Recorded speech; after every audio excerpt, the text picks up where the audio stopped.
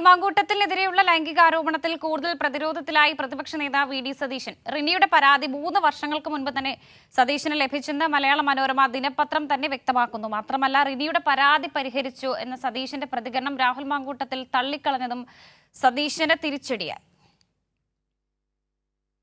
പ്രതിപക്ഷ നേതാവിനെ വെളുപ്പിച്ചെടുക്കാനുള്ള മലയാള മനോരമ ദിനപത്രത്തിന്റെ വാർത്തയിൽ തന്നെ റിനിയുടെ പരാതി പ്രതിപക്ഷ നേതാവിന് 3 വർഷത്തിന് മുൻപ് തന്നെ അറിയാമെന്ന് വ്യക്തമാക്കുന്നുണ്ട്.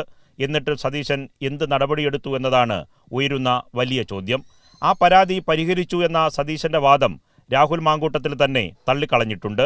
ഇതോടെ സതീശൻ കൂടുതൽ പ്രതിരോധത്തിൽ ആവുകയാണ്.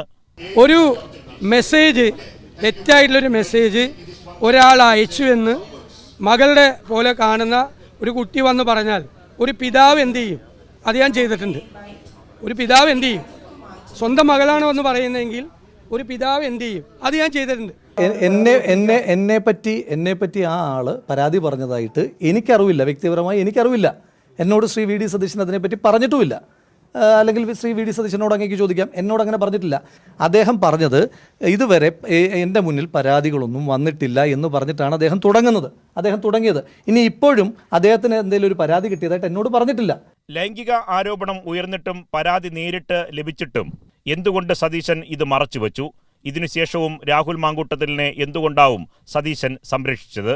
സതീശനാണ് രാഹുൽ മാങ്കൂട്ടത്തിലിനെ പാലക്കാട് സ്ഥാനാർത്ഥിയാക്കിയതെന്നും മലയാള മനോരമ വാർത്തയിൽ സമ്മതിക്കുന്നുണ്ട്.